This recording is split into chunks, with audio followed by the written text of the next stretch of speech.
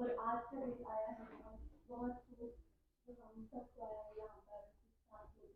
आज के हमारे बीच से संजय साहब, सुभाष गुप्ता जी और दूसरी गेस्ट है हमारी सविता कुरैशी जी, और हमारी दूसरी गेस्ट है शालिया खान, जो कि एडवोकेट हैं।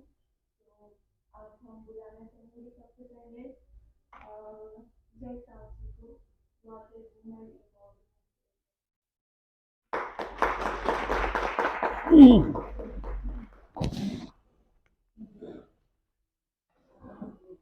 वो फिर thank you madam, thank you, thank you. आप भी आ जाओ, आप भी आ जाओ ना साथ, आप भी आ जाओ बेटा, आ जाओ। एक डेढ़ photo ji.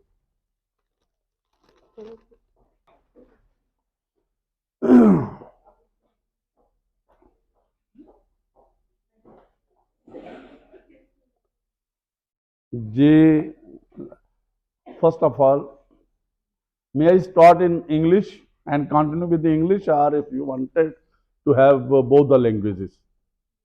Both the languages will use, so that everybody should be comfortable.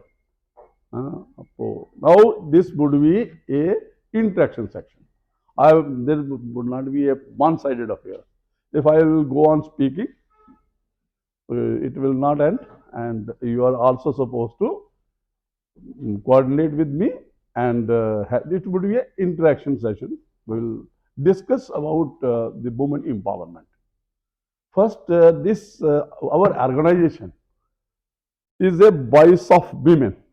Voice of women, अगर आप कहो कि औरतों की आवाज, विमेन की आवाज, मतलब जो एक आवाज है, ये आवाज पूरी दुनिया की आवाज है ना। तो फिर थोड़ा सा मैं इसको स्ट्रक्चर्ड करके बोलता हुआ ये आऊंगा। Respected Shazia Azim advocate, Sana Sana Khan, Farida Qureshi, our student leader, you may vice president of this college, this Ulfat Ara, and all esteemed students of Women College. Great. Then let us start what this is in the world. Earlier there was a concept that there is a male and female.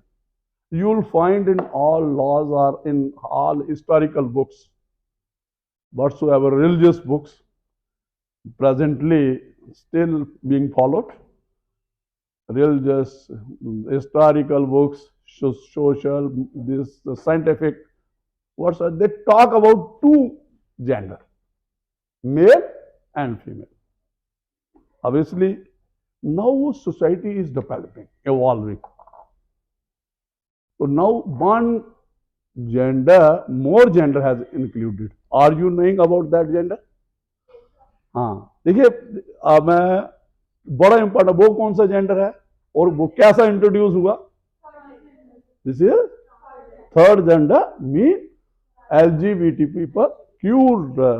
This is depends upon how sexual orientation. There is not a difference. You will find many debates on this, Supreme Court judgments on this. They are also considered human beings. Article 21 of the Constitution of India provides that human life should be a dignified life. Our Constitution provides protection of human life, and if somebody's life is to be taken, it is to be taken by procedure established by law. मैं इसको थोड़ा थोड़ा दूसरी बात, देखिए क्या है कि एक तो हमने कर दी बात मेल फीमेल थर्ड जेंडर, ठीक। दूसरा इसके साथ मैंने जोड़ दिया ह्यूमन। एक्चुअली तीनों चीजें ह्यूमन है। तो कुदरत ने एक मेल की आइडेंटिटी एक सेपरेट बनाई, फीमेल की आइडेंटिटी एक सेपरेट बनाई, और उनकी आइडेंटिटी में थोड़ा सा डिस्टर्ब हुआ। नेचर है, नेचर के अपने रोल्स हैं। और कई देखेंगे बच्चे जो पैदाइश से ही हम उनको कहते हैं जो बच्चे मेंटली रिटार्डेड होते हैं, जो फिजिकली रिटार्डेड हैं, ये कुदरत का खेल है। और ये साइंस में आपने पढ़ा होगा कि 2 किस्म के क्रोमोसोम्स होते हैं, 46 total chromosome in human body which passes to, तो उसमें एक्स एंड एक्स बाई, वो तो पता आपको, एक्स बाई हो गया मेल आ गया तो एक्स एक्स होगा फीमेल। ये जो हमारा रिप्रोडक्शन सिस्टम है, जो हमारा ये जो, और आगे हम थोड़ा आएंगे तो जो डिस्टर्बेंस बीच में हो गई, जो डिस्टर्बेंस हो गई तो वो क्या हो गया, वो थर्ड जेंडर आ गया, वो आ गया थर्ड जेंडर। अगर वो प्रॉपर, तो उनका भी एक राइट है, तो उनकी भी बात करना है। तो आज हम ये वीमेन ज्यादा हम आज थोड़ा सा मैंने दे दिया है, हम आज बात करेंगे वीमेन एम्पावरमेंट। क्यों वुमेन एम्पावर होने चाहिए, मुझे बताइए। पहले सबसे पहले है कि वुमेन को एम्पावरमेंट करने की क्या क्यों जरूरत है। बाय एक औरत को, एक गर्ल चाइल्ड को, एक बच्चे को क्यों करना है एम्पावर, बताइए। So my name is Muskan. I really want to answer this question. Sir ने बोला क्यों empowerment करना चाहिए, खुद में क्वेश्चन है क्यों। आपको पता है औरत जो है वो जननी है, वो जन्म देती है। हम ही हैं जो आगे अपनी फैमिली वो हो, चाहे देश हो, चाहे वो वर्ल्ड हो, हम उसको चलाते हैं। वी हैव दैट कैपेबिलिटी कि हम अपना प्रोफेशनल करियर को बैलेंस कर सकते हैं। हमें empowerment की इसीलिए जरूरत है क्योंकि हमारे पास इतनी कैपेबिलिटीज है that if I am standing here, I am answering this question because I have that capability. I am speaking in all front of you because I have that capability. If you are giving me more opportunities, I will be do better or best in life. अगर आप हमें वही नहीं दोगे तो हम कैसे कर पाएंगे। आप अगर हमें वो पावर देते हो, पावर एक empowerment देते हो, एक चांस देते हो, तो I don't think so कि हमारे देश में बहुत सी लड़कियां हैं जिनके पास बहुत टैलेंट है। मैं बीच में आपको स्टॉप करूं, जो मेरा क्वेश्चन था, आप ऐसा लगता है जैसे आप खुद एम्पावर हो चुकी हैं। नाउ ऐसा लगता है कि ये जेंडर न्यूट्रल सोसाइटी बन चुकी है। जो हमारा विजन है, जो इंडिया का विजन है कि वो हमें अचीव करना है, कब करना है अचीव, 2030 को। बैठो बैठो बैठो बैठो बैठो बैठो, मैं आपकी बात समझ गया। मैं थोड़ा इसी को एलैबोरेट करूंगा ताकि लोग और भी ज्वाइन करें हमारे। ये 2030 जो हमारा आगे था ना, ये, और आज एक और आपको मुबारक की बात है। देखो हमारे ये डेवलपमेंट जो कॉन्स्टिट्यूशन की है, जो एज पर कॉन्स्टिट्यूशन संविधान, जब समाज की जरूरत है, समाज की जो जरूरत होती है वो संविधान में लिखी जाती है। और आपको पता कॉन्स्टिट्यूंट असेंबली आई जिसने संविधान लिखा, ये तो हिस्टोरिकल लंबा हो जाएगा। मैं आपको ये बताता हूं जो आपने बात की, आज विमेन रिजर्वेशन बिल 33% आपको रिजर्वेशन मिल गई, जो अवेलेबल आ गई थी। किसमें मिली, अभी आपको मिली है इसमें, पार्लियामेंट में भी मिल गई, जो पार्लियामेंट ने किया। हमारा जम्मू कश्मीर के लिए भी 33 हो गए, लेकिन उसकी इंप्लीमेंटेशन पहले सेंसिस होगी और उसके बाद ये जो बिल हो गया पास, लेकिन ऑपरेशन उसका हो जाएगा 2029 तक, नेक्स्ट इलेक्शन तक। तो ये भी एक खुशी की बात। आपने कहा कि हमें, जैसे आप बच्चों ऐसा हो जाएगा जब, तो वुमेन एम्पावर हो जाएगी।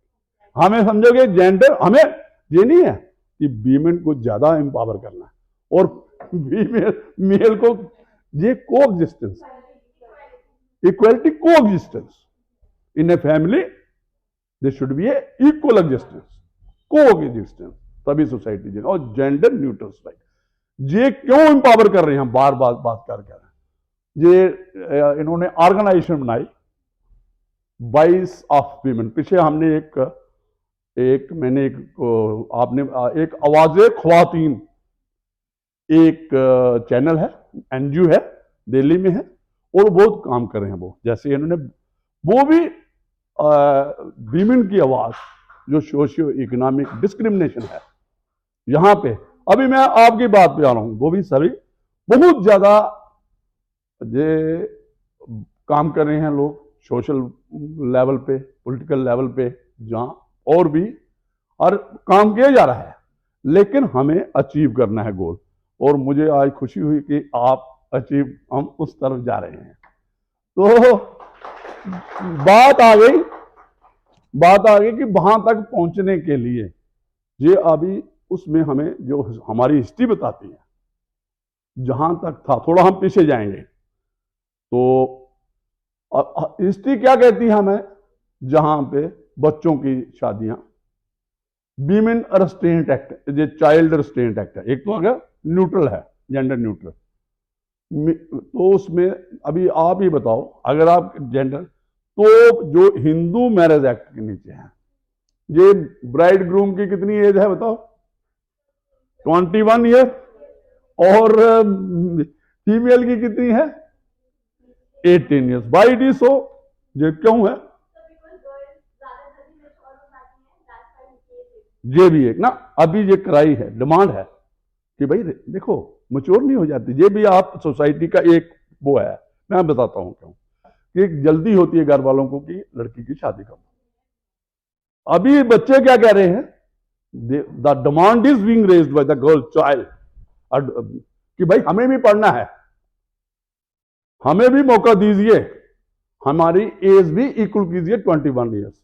This is a cry, this is a demand being raised bye the women organizations who are talking about the welfare और पर्टिकुलर सोशल वेलफेयर। तो ये भी एक कारण है, ये क्यों डिस्क्रिमिनेशन है। और देखिए, हम किसी धर्म के बारे में बात नहीं करेंगे क्योंकि सोसाइटी हमारी सेकुलर ही नहीं है। ये चीज होती थी कि प्यूबर्टी हो गई, जैसे इस्लाम में था कि प्यूबर्टी अटेन कर ली, शादी, कोई एज फिक्स नहीं थी, जो हमारा पर्सनल लॉ मुस्लिम का है। साइमल्टेनियसली मैं दोनों चीजें आपको साथ साथ बताता हूं, लेकिन वहां पे भी सोसाइटी इवॉल्व हो रही है, हर चीज इवॉल्व हो रही है और सिस्टम बदल रहा है, हर एक को बदल रहा है।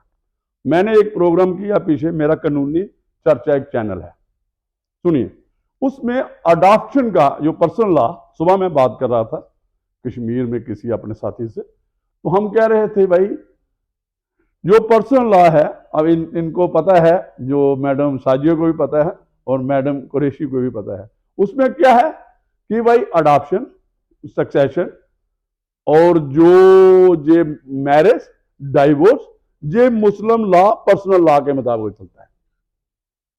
तो उसमें क्या हुआ, अभी हमारे सुप्रीम कोर्ट ने कहा ये एक कॉग्निजेबल ऑफेंस बना दिया, किसको, ट्रिपल तलाक। ये देखो, ये एक प्रिंसिपल ऑफ नेचुरल जस्टिस पे बेस्ड सोसाइटी है। प्रिंसिपल ऑफ नेचुरल जस्टिस क्या होता है कि हर एक को सुनने का अधिकार है, बोलने का अधिकार है। आप वन साइडेड कोई भी डिसीजन नहीं ले सकते। ये मैडम एडवोकेट है, शी माइट बी नोइंग, तो उसमें हमें कोई भी काम करना, कोर्ट में फैसले होते हैं। आप ही अपने स्कूल की ही बात कर लो, जो प्रिंसिपल मैडम कोई कहती है तो एक डिसिप्लिन कमेटी होगी, चाहे वो किसी कॉलेज की होगी, चाहे वो किसी वर्क प्लेस में होगी, कहीं डिपार्टमेंट की होगी, वहां पे होता है कि जहां कोर्ट में केस चलता है, दोनों पार्टियों को सुना जाता है। पहले एक पार्टी अपना केस रखती है, फिर दूसरी पार्टी रखती है। तो ये तो नहीं है एक शादी करके आए आप, तो दोनों शादी में है, तो वो गए उधर से ही फोन पे कह देगा ट्रिपल तलाक, तलाक तलाक तलाक दे, तो नेचुरल जस्टिस नहीं। आपको कोई भी अपना ग्रीवियंस है, मैंने तो उसको ग्रीवियंस को रखो, डिस्कस करो, तो रिवाइवल भी होता है, ये रिलेशनशिप रिवाइव भी हो जाते हैं। तो ये जो हमारे अभी ये अभी यूनिफॉर्म सिविल कोड की बात कर रहे थे। यूनिफॉर्म सिविल कोड क्या है, जैसे मैंने आपके पास अडॉप्शन की बात की, तो ये क्या कर रहे हैं, जो इंटरनेशनल कन्वेंशन होती है, इंटरनेशनल कन्वेंशन होती है, इंटरनेशनल जो यूनाइटेड स्टेट, जो हमारा यूएन है, यूनाइटेड जो हमारे ये हैं, ये पूरा दुनिया का एक हमारा सिस्टम है, यूनाइटेड नेशंस, उसमें डिफरेंट टाइप्स के जो सोशियो इकोनॉमिक, पॉलिटिकल, हेल्थ, दूसरे सारे काम करते रहते हैं। तो उन्होंने कहा भाई देखो, अडॉप्शन हिंदुओं में है, तो कहां जाएंगे जो अबंडन्ड चाइल्ड हैं, वो कहां जाएंगे, जो ह्यूमन वीमेन ट्रैफिकिंग और चाइल्ड ट्रैफिकिंग होती हैं, उनको बैगिंग के लिए रखते हैं। तो उन्होंने एक ऑप्शन दी, भाई हमारे जो पर्सनल लॉ नहीं अलो करता है, जुवेनाइल जस्टिस एक्ट है।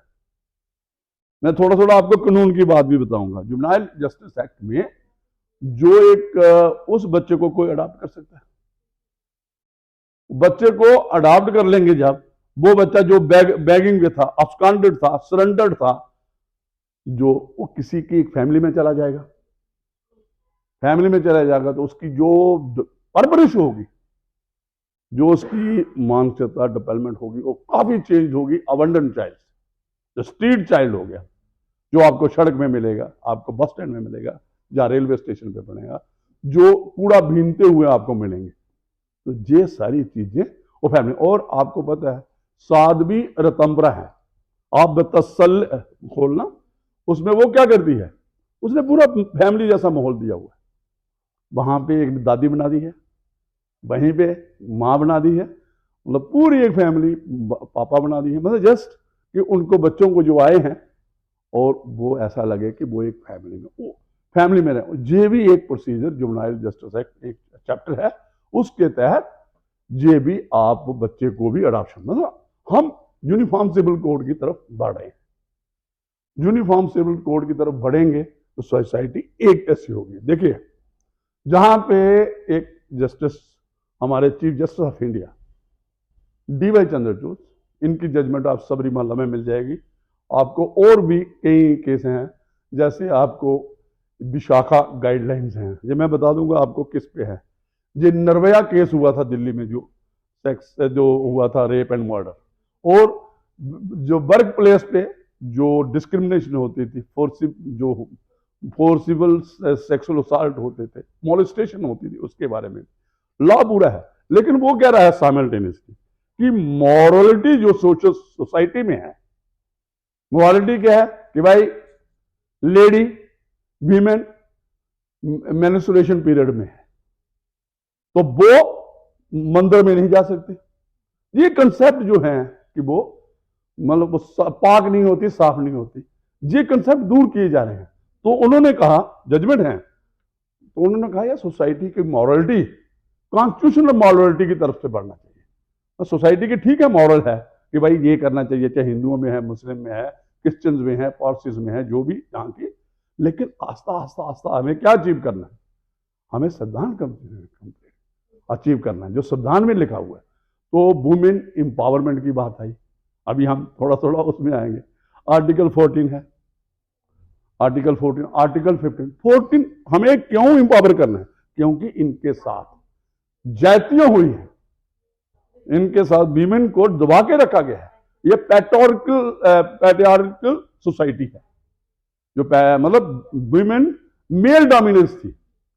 अभी ये मजेदार बात है, मैंने एक पहले प्रोग्राम किया था आवाज़े ख्वातीन के साथ, उसमें भी मैंने कहा था कि आप कोई भी घर देख लो बच्चों, आप भी देखो अपने घर के बाहर नेम प्लेट, किसी नेम प्लेट पे बच्ची का नाम होता है, you will find the name of male member, head of the family.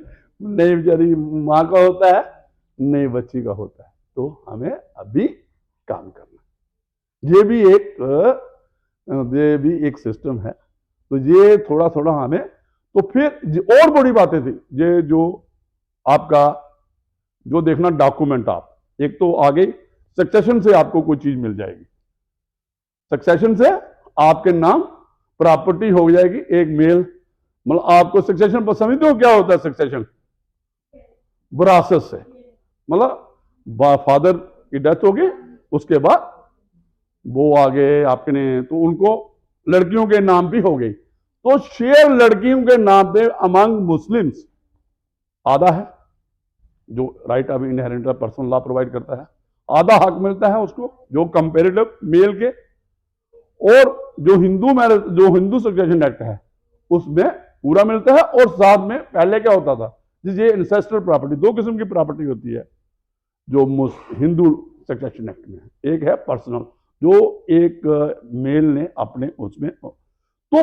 जो प्रॉपर्टी, अभी मैं उस मुद्दे पे आ रहा हूं, जो ये छोड़ो, इसका नहीं मुद्दा क्या है कि फीमेल के नाम कोई प्रॉपर्टी नहीं होती थी, नहीं खरीदते थे, क्योंकि उसके पास उसकी कहते थे इसने कमाया क्या है, इसकी इनकम क्या कंट्रीब्यूट क्या कर रही है टुवर्ड्स, ये खाना बनाती है, जो कपड़े वगैरह जो दूसरे घर का काम लेती है, उसकी जो इनकम है वो रिकॉग्नाइज नहीं हो रही। किसकी? अच्छा, मैं अभी इस पे बात करूंगा। जो इसमें तो आप जनरली देखना एक नई चीज डेवलप हो रही है। आप क्या लिखते हो अपने फॉर्म में? बच्चे ध्यान दो मेरी तरफ से, मजा आएगा आपको बात सुनने में। एक होता है, ठीक है, एक क्या लिखते थे, हाउस वाइफ लिखते थे आप अपने मम्मी को, जो फॉर्म लिखते थे क्या लिखते थे, क्या रेफर करते थे उसको अपने हाउस वाइफ। तो क्या नया कंसेप्ट लाना चाहते हैं आप हाउस वाइफ की जाए, बताओ। हाउस वाइफ नहीं लिखना, बताओ क्या लाओगे, क्या लिखोगे? दिस इज बिल्कुल, this is a term is required to be adopted now. There is a law, there is judgment of motor accident claims tribunal. What happens? Somebody dies, so you might be knowing there is a tribunal. If accident occurs by motor, then compensation is to be paid to the family if somebody dies, and to the injured if he survives in a road traffic accident. What happens? Earlier, the insurance companies used to plead before the motor accident tribunal or in appeal before the High Court and Supreme Court that she has not got no income, she is not contributing anything. Then our High Court, Supreme Court has given decision that but you have referred that she is a homemaker. She is cooking, she is washing, she is nursing, सारे काम करती है वो। अगर उसने, आपने एक अच्छा घर है, अगर उसने इन सभी कामों के लिए आपको इंगेज करने पड़ेंगे, अगर कोई अपने सर्वेंट, तो देखो कितना खर्चा आएगा, असेस करो। मतलब अगर आपको कपड़े धोने के लिए वॉशिंग मशीन है, यूटेंसिल के लिए जो अफोर्ड नहीं कर सकती एक मिडिल क्लास फैमिली, अगर जो डोमेस्टिक वर्क नहीं करे एक फीमेल, चाहे वो वाइफ है, चाहे वो बेटी है, चाहे वो माँ है, मुझे नहीं लगता वो कपड़े भी प्रेस करेगी, बच्चों को नहलाएगी भी, कपड़े भी धोएगी, बस जहां तक कि मेडिसिन दूसरा तीसरा जो सारे काम वो करती। तो ये एक जो आपने कहा, यही सुप्रीम कोर्ट ऑफ इंडिया ने कहा, यही हाई कोर्ट ने कहा, यही ट्रिब्यूनल, तो उसने ये यहां तक कह दिया कि जो माँ है, जो फीमेल है, जिसको आपने हाउस वाइफ कह दिया, कहीं माँ भी हो सकती है कुछ भी, तो उन्होंने कहा कि इसकी इनकम असेस करना इट इज वेरी डिफिकल्ट, हो ही नहीं सकती।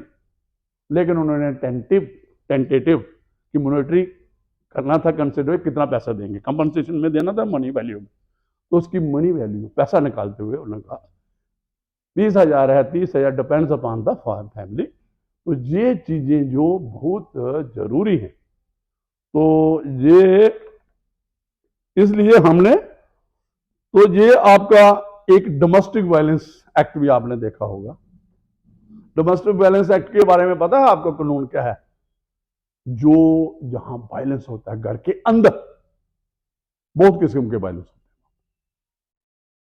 आगे पर्टिकुलरली अगेंस्ट द फीमेल, कुछ हानर में होते हैं, फैमिली हानर है, यू माइट बी नोइंग कि अगर इंटरकास्ट मैरिज होती है, इंटर रिलीजियस मैरिज हो जाती है। मैंने यहां पे प्रमोट करने के लिए आऊं कि आप बच्चों भाई इंटरकास्ट करो, मैं ये रोकने के लिए नहीं आया कि इंटर रिलीजियस नहीं करो, इंटरकास्ट, लेकिन ये आपकी चॉइस है, आपकी चॉइस है, आपका वो है, ये हर एक का इंडिपेंडेंट राइट है, और उसकी लेकिन डिस्क्रिप्शन आपकी एक सोसाइटी के हक में होनी चाहिए, अपनी समझदारी से होनी, इंडोलसेंट, आपने फ्यूचर देखना है आपका कि क्या जिसको मैं इसके साथ मैं रिलेशनशिप, मतलब जज्बाती नहीं होना, ठीक है। अगर ह्यूमन जज्बात होते हैं, मतलब पढ़ा लिखा आदमी दिमाग से दिल से बराबर में काम, जहां ठीक है जो अडोलसेंट एज है आप लोगों की ये, लेकिन जब मैरिज के लिए है तो एक बहुत बड़ा डिसीजन, इसमें आपने सोचना है, समझना है कि मैंने क्या क्या। तो ठीक है, मुझे लगता है मैडम हमने काफी बात की है ना, इसको कंटिन्यू रखेंगे क्योंकि आपने घर भी जाना होगा। तो अगली बार हम पूरी अच्छा, तो चलो आइए प्लीज, आइए। मैं बोलता जाऊंगा। थैंक यू वेरी मच, आपने मुझे मौका दिया बोलने का। तो बात हम काफी लंबी कर सकते हैं, लेकिन फिर नेक्स्ट जो आएगा उसमें हम बात करते, तो आप जो दूसरे